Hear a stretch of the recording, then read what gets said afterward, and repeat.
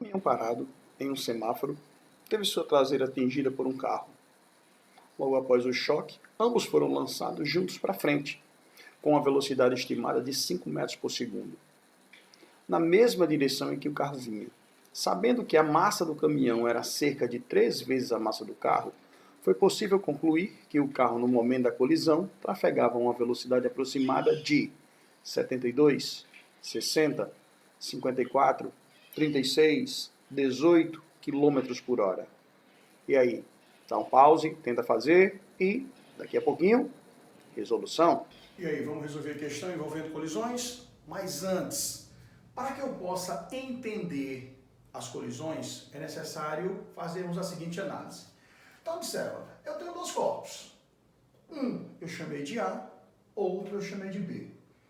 Esses corpos, eles estão seguindo a mesma direção, estão seguindo o mesmo sentido, conforme nós podemos observar aqui através dos vetores que indicam a velocidade. Para que exista a colisão, é necessário que a velocidade do corpo A ela seja superior à velocidade do corpo B. Senão não vai acontecer essa colisão, não vai conseguir chegar. Como eu estou falando de corpos, obviamente, eles têm massa. Então observa, galera, se eu tenho massa e se eu tenho velocidade, que grandeza física eu tenho? Eu tenho uma quantidade de movimento, correto? E a gente representa essa quantidade de movimento como sendo a massa que o corpo tem, multiplicado pela velocidade que ele vai desenvolver. Até aqui tudo bem? Então este é o momento que nós vamos chamar de antes. Antes de quê? Antes da colisão. E o que acontece durante a colisão? Quando esses corpos eles se encontram, nós temos aí uma aplicação que vai ser fundamental, que é a da terceira lei de Newton, que diz o quê? Que essas forças elas são iguais, não importando a massa que esses corpos eles possam vir a ter. Então, se eu tenho forças iguais, lembra, terceira lei de Newton, ação e reação. Forças de mesma intensidade, de mesma direção, porém de sentidos opostos. E o que acontece? Essa força ela vai atuar durante um certo intervalo de tempo. Não é isso? Enquanto os corpos estiverem em contato, eu vou ter a atuação da terceira lei de Newton. Só que aqui eu tenho força e tempo. Que grandeza é essa, galera? Lembra do impulso? Impulso vai ser igual a força pelo tempo. Lembra disso? Então eu vou ter quantidade de movimento e vou ter também aqui o meu impulso. Vamos lá, observa. O que é que vai acontecer depois? Importante a gente lembrar, galera, que aqui, o que é que acontece com a velocidade de A? Imagina que eu tenho dois corpos, A e B. A está em rota de colisão, colidiu. Quando ele colide, o que é que acontece com a velocidade de A? Ela provavelmente vai diminuir por causa do impacto. E a velocidade de B? A velocidade de B, galera, vai aumentar, ou seja, vai acontecer uma transferência. Uma transferência de quê? Uma transferência de impulso. Observa, A vai impulsionar B. Muito bem. Só que essa energia, tá? Só que esse impulso, ele vai ser transferido, ou seja, ele vai perder para que B possa ganhar na mesma proporção. Então isso daqui quer dizer o quê? Isso daqui, galera, quer dizer que eu vou ter a massa de A vezes a velocidade de A, que é a quantidade de movimento, menos o quê? Menos a força multiplicada pelo tempo, que vai ser transferida para B. Enquanto que B, vou ter massa de B vezes velocidade de B, só que agora ele tem uma coisa a mais, que é esse impulso, mais a força multiplicado pelo tempo. É isso que vai acontecer depois. Lembra, em geral, no nosso cotidiano, nós vamos ter as colisões, ó, bateu, este daqui diminui a velocidade e este daqui aumenta. Por quê? Porque houve uma transferência desse impulso. Vamos entender. Observa. Quantidade de movimento. Quantidade de movimento inicial vai ser a quantidade de movimento do corpo A mais a quantidade do movimento do corpo B. Se eu tivesse outros corpos envolvidos, eu teria que analisar a quantidade de movimento de cada um deles. Significa dizer que eu vou ter o quê? Massa de A vezes velocidade de A, mais massa de B vezes velocidade de B. Tranquilo isso? Muito bem. Instante final. O que acontece após? O que é que os problemas vão pedir para que a gente analise o antes e o depois das colisões? Então, observa. A quantidade de movimento final vai ser a quantidade de movimento de A mais a quantidade de movimento de B. Vou colocar esse tracinho aqui para diferenciar. Tranquilo? Mas quem vai ser a quantidade de movimento de A, galera? Vai ser a massa de A vezes a velocidade de A menos o impulso que foi transferido. Mesma coisa para B, só que para B eu vou ter a massa de B, massa de B,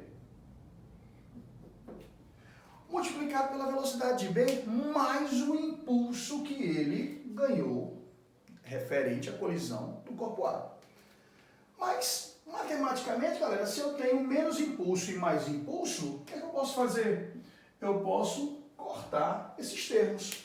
Significa dizer o quê? Significa dizer que a minha quantidade de movimento final vai ser igual a massa de A vezes a velocidade de A, mais a massa de B vezes a velocidade de B. Você vai perguntar, mas professor, isso não é o impulso, ou melhor, a quantidade de movimento inicial? É. Significa dizer o quê? Significa dizer, galera, que a quantidade de movimento para um sistema mecânico isolado vai se conservar. Então aqui eu vou ter a atuação de forças o quê? De forças internas no meu sistema. Tranquilo até aqui? Agora sim, podemos resolver a questão. Vamos resolver a questão. Nós temos a seguinte situação. Um caminhão se encontra parado em frente ao sinal e um outro veículo, tipo carro, vai colidir com a traseira desse caminhão. Observa, o problema me diz que a massa do caminhão é 3 vezes maior do que a massa do carro e pede que eu encontre a velocidade com que esse carro estava trafegando antes que acontecesse a colisão. Essa é a minha situação. Até aqui tudo bem? Essa colisão ela é do tipo inelástica. E o que é isso? É quando dois veículos eles vão colidir e vão seguir juntos com a mesma velocidade. Tranquilo? Pegou um problema e aconteceu que os veículos colidiram e seguiram juntos, a minha colisão é inelástica. Nesse tipo de colisão, a quantidade de movimento se conserva, embora a energia cinética não. Por quê? Porque vai acontecer uma mudança na velocidade que esses corpos eles vão seguir trafegando. Lembra? O que é energia cinética? É a massa vezes a velocidade ao quadrado dividido por 2. Se a velocidade muda, significa dizer que a minha energia cinética vai mudar. Muito bem. Mas, professor, existem outros tipos de colisões? Sim, existem. Então a gente tem as colisões elásticas ou perfeitamente elásticas, que são aquelas onde os veículos eles vão colidir, não vão perder, vamos dizer assim, a velocidade, ou seja, eles vão manter a velocidade após essa colisão. Não vai ter mudança na minha quantidade de movimento, nem na minha energia cinética. Isso é muito difícil de acontecer no nosso cotidiano macroscópico. Tá? Vai acontecer isso aí microscopicamente. Existem também as colisões que são parcialmente elásticas, que são aquelas onde existe a interação entre os corpos e o que acontece? Uma dissipação de energia, menor que a dissipação da energia na minha colisão inelástica.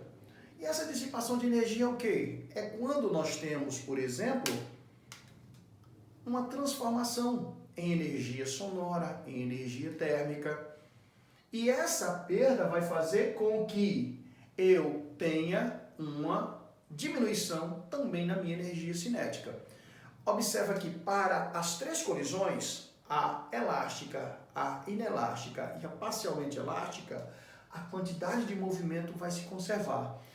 Significa dizer o quê? Significa dizer que a quantidade de movimento inicial ela vai ser igual a quantidade de movimento final, conforme nós vimos inicialmente.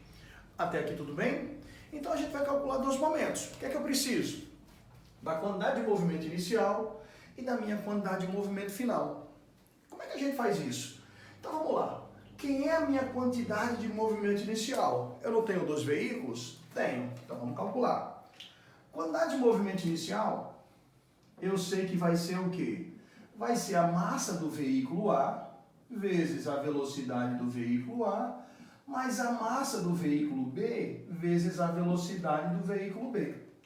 Só que aqui ficou fácil. Por quê? Porque o veículo B tem uma velocidade inicial igual a zero, já que ele está parado aonde? Está parado no semáforo. Então, o que é que eu tenho? Que a quantidade de movimento inicial vai ser igual à massa do veículo A vezes a velocidade desse veículo. Tranquilo? Por quê? Porque qualquer massa que seja multiplicada por zero vai dar zero. Show? Quantidade de movimento final. Vamos lá. Vai ser o quê? Vai ser a massa de A vezes a velocidade de A mais a massa de B vezes a velocidade de B. É a mesma coisa? É a mesma coisa. Só que observa, agora eles estão em movimento. A velocidade de B não é mais igual a zero. As velocidades elas são as mesmas, então a gente pode colocar isso em evidência. Isso vai ficar como? Vai ficar assim, ó. Quantidade de movimento final vai ser igual a massa de A mais a massa de B multiplicado por essa velocidade. Por quê? Porque agora as velocidades elas são as mesmas. O problema me diz que essa velocidade ela é de 5 metros por segundo. Então significa dizer que nós temos a quantidade de movimento final. E agora? Agora a gente vai igualar essas equações. E vai ficar como? Eu vou ter uma coisa assim, ó. Lembra? Quantidade de movimento inicial vai ser igual à minha quantidade de movimento final. Quem é a minha quantidade de movimento inicial? É a massa de A vezes a velocidade de A. Isso vai ser igual a quê? A massa de A mais a massa de B. Lembra disso? Professor, mas são coisas diferentes? São. Mas o problema me diz o quê? O problema me diz que a massa de B é 3 vezes a massa de A. Então eu vou ter uma coisa assim, ó, para calcular. Massa de A mais 3 massa de A multiplicado por quanto? Multiplicado por 5, que é a velocidade com que esses veículos eles vão se deslocar. Significa dizer que a minha quantidade de movimento final vai ser o quê? Vai ser 4 massa de A multiplicado por 5. Tranquilo isso? Vamos substituir lá na minha equação.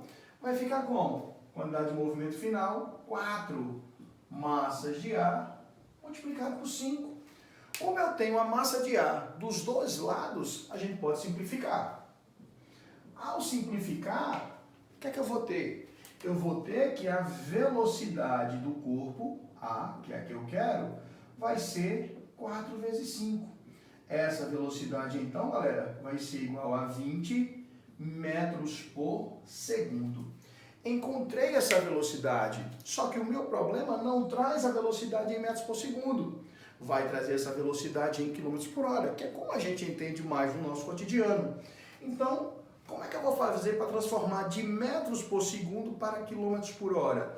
Lembra, nós vamos utilizar o fator de conversão 3,6, que é aquele que a gente utiliza para transformar de metro por segundo para quilômetro por hora ou de quilômetro por hora para metro por segundo. Nesse caso aqui, o que é que eu vou fazer? Vou pensar em metro e quilômetro. De metro para quilômetro me dá uma ideia de multiplicar. Então eu vou multiplicar por 3,6. E vou obter o quê? Vou obter, galera, uma velocidade de A igual a 72 km por hora. Essa é a velocidade com que o veículo A trafegava antes do momento da colisão. Tranquilo? Entendeu? Lhe ajudou? Não esquece, compartilha, comenta e se inscreve no canal.